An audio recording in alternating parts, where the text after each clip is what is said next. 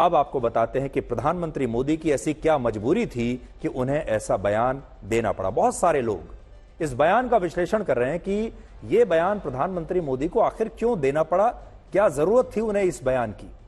तो पहली बात तो यह है कि 10 साल उन्हें प्रधानमंत्री बने हो चुके हैं और 10 साल में मुझे ऐसा याद नहीं आता कि उन्होंने इस तरह का कोई बयान प्रधानमंत्री रहते हुए कभी दिया हो। यह पहली बार है जब उन्होंने इतना, जो जिसको हम कह सकते हैं कि मुसलमानों का नाम लेकर इस तरह का जो उन्होंने बयान दिया है, यह पहली बार है। तो यह बयान एक रणनीति है या एक मजबूरी है, यह आज हम समझने की कोशिश करेंगे। तो इस बयान की एक पहली वजह जो हो सकती है वो ये कि बीजेपी का कोर वोटर या मोदी का जो कट्टर समर्थक है वो असल में उनसे इसी तरह के भाषा की उम्मीद करता है। वो यही भाषा चाहता है, यही मुद्दा चाहता है। जो कार्यकर्ता या समर्थक अब तक शांत बैठा था उसे इस बयान ने अब एकदम से झकझोर दिया है, यानी उसे जागृत कर दिया है, उसे जगा दिया है। तो एक तरीके से प्रधानमंत्री मोदी ने जो उनके कट्टर समर्थक हैं उन्हें नींद से झकझोर दिया है। इसकी दूसरी वजह हो सकती है इमोशनल वजह। इमोशनल कैसे? मंगलसूत्र हर हिंदू महिला और परिवार के लिए सबसे पवित्र और इमोशनल मुद्दा है। चाहे वो परिवार अगड़ी जाति का हो, पिछड़ी जाति का हो, किसी भी जाति का परिवार हो, हर परिवार को मंगलसूत्र का जो सूत्र है ये जोड़कर रखता है। मंगलसूत्र एक बहुत इमोशनल मुद्दा होता है किसी भी परिवार के लिए। इसलिए आज भी अगर आप देखें, कोई भी परिवार कभी भी अपने मंगलसूत्र को बेचता नहीं है। कोई भी महिला अपने मंगलसूत्र को ना बेचती है, ना गिरवी रखती है, ना कभी किसी को देती है, क्योंकि उसके साथ भावनाएं जुड़ी हुई हैं।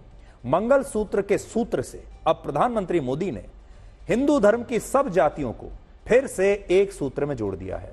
एक हिंदू महिला किसी भी विषम परिस्थिति में अपने दूसरे गहनों के साथ तो भले ही समझौता कर ले, सोना चांदी बाजार में जाकर बेच देगी, गिरवी रख देगी, लेकिन मंगलसूत्र को लेकर वो बहुत भावुक होती है, जिसके साथ वो किसी भी परिस्थिति में समझौता नहीं करती। और इसीलिए प्रधानमंत्री मोदी ने मंगलसूत्र वाले बयान से इस मुद्दे को अब बहुत ही एक इमोशनल टच दे दिया है। और उनकी कोशिश ये है कि जितने भी हिंदू परिवार हैं और जितने भी हिंदू महिलाएं हैं जिनके पास मंगलसूत्र है, वो अब इस सूत्र से एक साथ बंध जाएंगे। इसकी तीसरी वजह ध्रुवीकरण हो सकती है। विपक्ष जहां मुस्लिम वोटों को एकजुट रखना चाहता है, विपक्ष का जो ध्रुवीकरण का फॉर्मूला है वो ये है कि मुस्लिम वोटों को अपनी तरफ खींच लो, लेकिन हिंदू वोटों को जाति के आधार पर विपक्ष बांटने की कोशिश करता है। वहीं बीजेपी की हमेशा यह कोशिश होती है कि हिंदू जातियों में बंटकर नहीं बल्कि एकजुट होकर धर्म के नाम पर वोट करें। यानी धार्मिक ध्रुवीकरण कहीं ना कहीं बीजेपी के लिए हमेशा फायदेमंद साबित होता है। और इस बार बीजेपी ने अपना वही ट्राइड एंड टेस्टेड फॉर्मूला, जिसमें वो कभी फेल नहीं होती, वो फॉर्मूला फिर से उन्होंने यहां लागू कर दिया है। वो है ध्रुवीकरण का फॉर्मूला।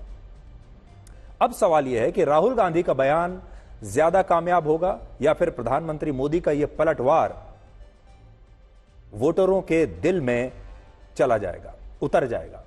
यह तो स्पष्ट है कि राहुल गांधी ने भी यह बयान सोच समझकर चुनावी फायदे के लिए ही दिया, और वो इसमें कितने कामयाब हुए ये एक विश्लेषण का विषय है। ये विश्लेषण का विषय तो ये हम आपको बताएंगे 4 जून को।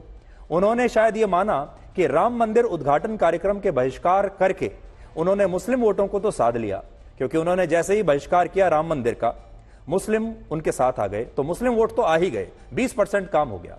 अब बाकी बचे 80% हिंदू वोटर, और उन्होंने अब हिंदुओं को जाति और अमीर गरीब में बांटकर ये वोट हासिल करने की उन्होंने कोशिश की है। अब देखिए, 2 तरीके हैं। जब कांग्रेस ये कहती है कि हम जातीय जनगणना करेंगे, कास्ट सेंसस करेंगे और आर्थिक सर्वे करेंगे, तो आर्थिक सर्वे से वो अमीर और गरीब में हिंदुओं को बांट रहे हैं और जातीय जनगणना करके जातियों में बांट रहे हैं। भारत में 84 करोड़ लोग ऐसे हैं जो एक महीने में 10,000 रुपए से भी कम कमाते हैं, इन्हें आप गरीब मान सकते हैं। और 80 करोड़ लोग तो हमारे देश में आज भी ऐसे हैं जो आज भी सरकार से मुफ्त का राशन ले रहे हैं। ऐसे में राहुल गांधी ने जातिगत जनगणना की बात कहकर हिंदुओं को जातियों में बांटने की कोशिश की है कि अलग अलग जाति में हिंदू बंट जाए, और आर्थिक सर्वे की बात कहकर अमीर और गरीब में बांटने की कोशिश की है। और कांग्रेस को लगता है कि मुस्लिम वोटर तो पहले से ही उनके साथ है, इसलिए अगर उन्होंने जाति और अमीरी और गरीबी के नाम पर, आर्थिक सर्वे के नाम पर, जातीय जनगणना के नाम पर हिंदू वोटर को बांट दिया तो फिर उन्हें बड़ा फायदा होगा। लेकिन प्रधानमंत्री मोदी ने मंगल सूत्र को बीच में लाकर फिर से हिंदुओं को एक सूत्र में बांधने की कोशिश की है, क्योंकि मंगल सूत्र ऐसा सूत्र है जो सारे हिंदुओं को, सारे हिंदू परिवारों को जोड़ देगा, खास तौर पर महिलाओं को जोड़ देगा। ऐसे में सवाल उठता है कि कहीं राहुल गांधी ने यह मुद्दा उठाकर खुद ही सेल्फ गोल तो नहीं कर दिया, क्योंकि जैसे ही उन्होंने यह बयान दिया प्रधानमंत्री मोदी ने भी पलटवार कर दिया। अब बड़ी बात यह है कि जो कुछ प्रधानमंत्री मोदी ने कहा है और बीजेपी कह रही है, क्या इसे हेट स्पीच माना जाएगा? हेट स्पीच की परिभाषा क्या है? आखिर हेट स्पीच क्या होता है? अब आपको हम यह समझाते हैं। चुनाव में हेट स्पीच को लेकर चुनाव आयोग की कोई तय परिभाषा नहीं है, लेकिन ऐसा माना जाता है कि किसी व्यक्ति या समूह के बारे में धर्म, जाति, नस्ल, रंग या उसके वंश के आधार पर भेदभावपूर्ण भाषा का इस्तेमाल करना हेट स्पीच के अंतर्गत आता है। चुनाव आयोग अपनी आदर्श आचार संहिता के पहले पैराग्राफ में यह लिखता है कि कोई भी पार्टी या उम्मीदवार किसी भी ऐसी गतिविधि में भाग नहीं लेगा जो लोगों में मौजूदा मतभेदों को बढ़ा सकती है, आपसी नफरत पैदा कर सकती है या जातियों और समुदायों के बीच धार्मिक या भाषाई तनाव पैदा कर सकती है। तो ये परिभाषा हमने आज चुनाव आयोग की ही चुनाव आयोग को याद दिलाने की कोशिश की है। अब उसे तय करना है कि हेट स्पीच के अंतर्गत क्या आता है और क्या नहीं। प्रधानमंत्री मोदी के इस बयान के बाद एक और चर्चा हो रही है कि क्या प्रधानमंत्री मोदी आज भी हार्ड हिंदुत्व का, यानी कट्टर हिंदुत्व का सबसे प्रमुख चेहरा बने हुए हैं, सबसे बड़ा चेहरा बने हुए हैं। कुछ समय से प्रधानमंत्री मोदी की छवि अपने समर्थकों में अब सॉफ्ट हिंदुत्व के एक संदेशवाहक के तौर पर बन रही थी, क्योंकि जब वो प्रधानमंत्री के तौर पर जो उनका कार्यकाल है 10 साल का, उन्होंने सबका साथ, सबका विकास और सबका विश्वास पर काम किया है। यानी सबके लिए काम करते हैं, सबका विश्वास हासिल करने के लिए काम करते हैं, चाहे हिंदू हो या मुसलमान हो। और अभी तक उन्होंने किया भी यही। वो अयोध्या में राम मंदिर के उद्घाटन में शामिल होते हैं, अबू धाबी में भी मंदिर का उद्घाटन करते हैं, पसमानदा मुसलमानों के कार्यक्रम में भी शामिल होते हैं, और इन सब के बीच वो बयानों में भी अपनी पुरानी छवि के अनुरूप अब सांप्रदायिक मुद्दों पर कहीं भी आक्रामक नजर नहीं आ रहे थे पिछले 10 साल से। लेकिन इस बयान के बाद उन्होंने फिर से यह संकेत दे दिया कि बीजेपी के कट्टर हिंदुत्व का चेहरा आज भी वही है, क्योंकि जब पूर्व प्रधानमंत्री अटल बिहारी वाजपेयी बीजेपी के सॉफ्ट हिंदुत्व का चेहरा थे, तब लाल कृष्ण आडवाणी कट्टर हिंदुत्व की कमान संभाल रहे थे। ये दो चेहरे थे, सॉफ्ट और हार्ड। 2002 में उप प्रधानमंत्री बनने के बाद आडवाणी की छवि में बदलाव आने लगा और जून 2005 में नेता प्रतिपक्ष रहते हुए आडवाणी पाकिस्तान में जिन्ना की मजार पर चले गए, जिसके बाद उनकी छवि बिल्कुल बदल गई। और जब आडवाणी सॉफ्ट हिंदुत्व का चेहरा माने जाने लगे तो नरेंद्र मोदी बीजेपी में हार्ड हिंदुत्व के चेहरे के तौर पर उभरने लगे। तो देखिए कैसे चेहरे बदलते जाते हैं। पहले वाजपेयी जी और आडवाणी जी, वाजपेयी जी सॉफ्ट, आडवाणी जी हार्ड, उसके बाद आडवाणी जी सॉफ्ट और नरेंद्र मोदी हार्ड। देखिए, आप देखते चलिए। तो जब आडवाणी जी सॉफ्ट दिखने लगे तो नरेंद्र मोदी की छवि जो है वो कट्टर हिंदुत्व की बनने लगी, और प्रधानमंत्री बनने के बाद धीरे धीरे प्रधानमंत्री मोदी की छवि भी सॉफ्ट हिंदुत्व के नेता की बनने लगी। और उसके बाद योगी आदित्यनाथ बीजेपी में कट्टर हिंदुत्व के सर्वमान्य चेहरे बन गए। लेकिन रविवार के बयान के बाद प्रधानमंत्री मोदी ने यह स्पष्ट कर दिया है कि चाहे सॉफ्ट हिंदुत्व हो या हार्ड हिंदुत्व हो, आज भी हर मायने में बीजेपी के सबसे बड़े चेहरे वही हैं। चाहे आप परिभाषा कोई भी कर लीजिए, वही हैं, चाहे सॉफ्ट हिंदुत्व ले लीजिए या हार्ड हिंदुत्व ले लीजिए। अब बहुत सारे लोग ये भी कह रहे हैं कि ये अचानक से बीजेपी ने अपनी रणनीति बदल क्यों दी? क्या इसके पीछे पहले फेज का जो चुनाव है, जो वोटिंग ठीक से नहीं हुई, वोटिंग कम हुई है, क्या उसकी वजह से बीजेपी ने अपनी ये रणनीति तय की है? ये सब ऐसी चीजें हैं जिनके बारे में आज कोई कुछ कह नहीं सकता। ये सारी बातें आपको 4 जून को जब काउंटिंग होगी तब पता चलेगी, क्योंकि ये जो सारे राज हैं ये अभी ईवीएम के अंदर है, और ईवीएम में क्या है कोई नहीं जानता।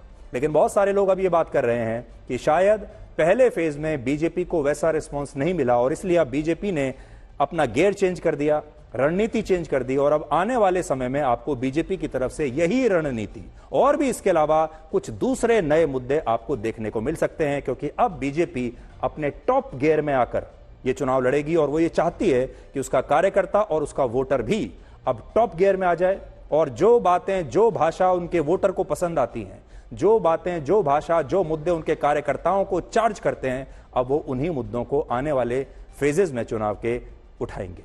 ये भी हो सकता है। लेकिन कांग्रेस पर जो आरोप लग रहा है मुस्लिम तुष्टीकरण का, इस आरोप में कितनी सच्चाई है?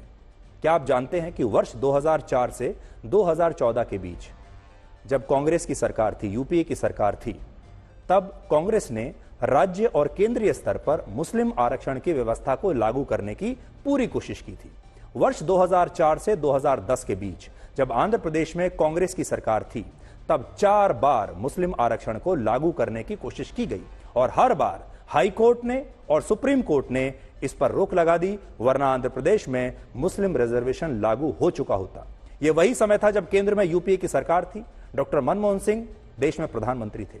उस समय वर्ष 2004 से 2014 के बीच यूपीए की सरकार ने मुसलमानों को आरक्षण देने की 5 बार कोशिश की। 10 साल में 5 बार कोशिश की मुस्लिम आरक्षण लागू करने की, और तब भी अदालतों के फैसले की वजह से यूपीए सरकार इसमें कामयाब नहीं हो पाई। और यहां बात सिर्फ यूपीए सरकार की नहीं है। पिछले साल जब कर्नाटक में विधानसभा चुनाव हुए थे और बीजेपी ने मुस्लिम आरक्षण को खत्म कर दिया था कर्नाटक में, तो कांग्रेस ने अपने मैनिफेस्टो में यह वादा किया था कि वो मुस्लिम आरक्षण को फिर से बहाल कर देगी अगर उसकी सरकार आई। और अगर आप इस बार कांग्रेस के घोषणा पत्र को ध्यान से पढ़ेंगे तो आपको पता चलेगा कि इसमें भी मुसलमान शब्द का तो एक जगह भी जिक्र नहीं है, मुसलमान शब्द नहीं लिखा, लेकिन इसमें अल्पसंख्यकों को लेकर कई वादे किए गए हैं। और हमारे देश में जो अल्पसंख्यक वर्ग है उसमें मुसलमान लगभग 71% हैं। इस बार 2024 में कांग्रेस ने अपने घोषणा पत्र में वादा किया है कि वो आर्थिक रूप से कमजोर वर्ग के लोगों को दिए जाने वाले 10% आरक्षण को सभी जातियों और समुदायों में बिना किसी भेदभाव के लागू करेगी। लेकिन यह बात इसलिए महत्वपूर्ण है, जब आप इसको पढ़ेंगे तो आपको सब सामान्य ही लगेगा, लेकिन जब आप पढ़ेंगे तो यह बात महत्वपूर्ण लगेगी, क्योंकि इसी के सामने आगे चलकर कांग्रेस पार्टी दूसरे खंड में लिखती है कि वो शिक्षा, नौकरी और दूसरे क्षेत्रों में अल्पसंख्यकों की उचित हिस्सेदारी को सुनिश्चित करेगी। वो ऐसा भी लिखती है। देखिए क्या लिखती है कांग्रेस अपने मैनिफेस्टो में। पहली बात तो लिख रही है, Congress will conduct a nationwide socio economic and caste census to enumerate the castes and sub castes and their socio economic conditions. तो पहली बात तो यह है कि अगर वो आए तो वो कास्ट सेंसस तो करेंगे ही, सोशियो इकोनॉमिक सर्वे भी करेंगे, आर्थिक सर्वे भी करेंगे, किसके पास कितना पैसा है ये तो उन्होंने लिखा है। फिर वो कहते हैं the Congress guarantees that it will pass a constitutional amendment to raise the 50% cap on reservations for SC, ST and OBC. 50% की जो कैपिंग है रिजर्वेशन की, ये उसको पार कर देंगे, ऐसा उसमें लिखा है। फिर आगे देखिए, जहां आपको ध्यान रखने वाली बात है, we will encourage and assist students and youth belonging to the minorities to take full advantage of growing opportunities in education, employment, business, service, sports, arts and other fields। मतलब वो कह रहे हैं कि जो अल्पसंख्यकों के युवा हैं हम एनकरेज करेंगे।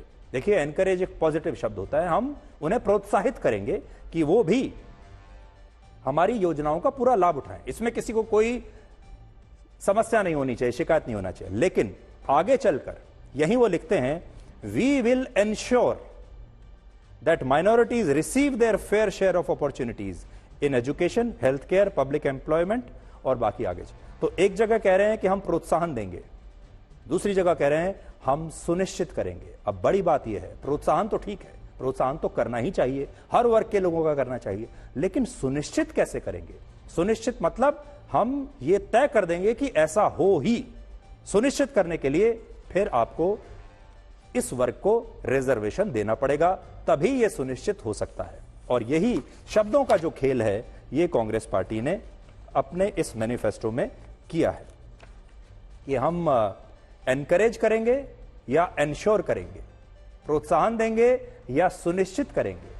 प्रोत्साहन में किसी को समस्या नहीं है, लेकिन सुनिश्चित करने पर और सुनिश्चित करने के लिए अलग आरक्षण देने पर शायद इस देश के लोगों को समस्या हो सकती है।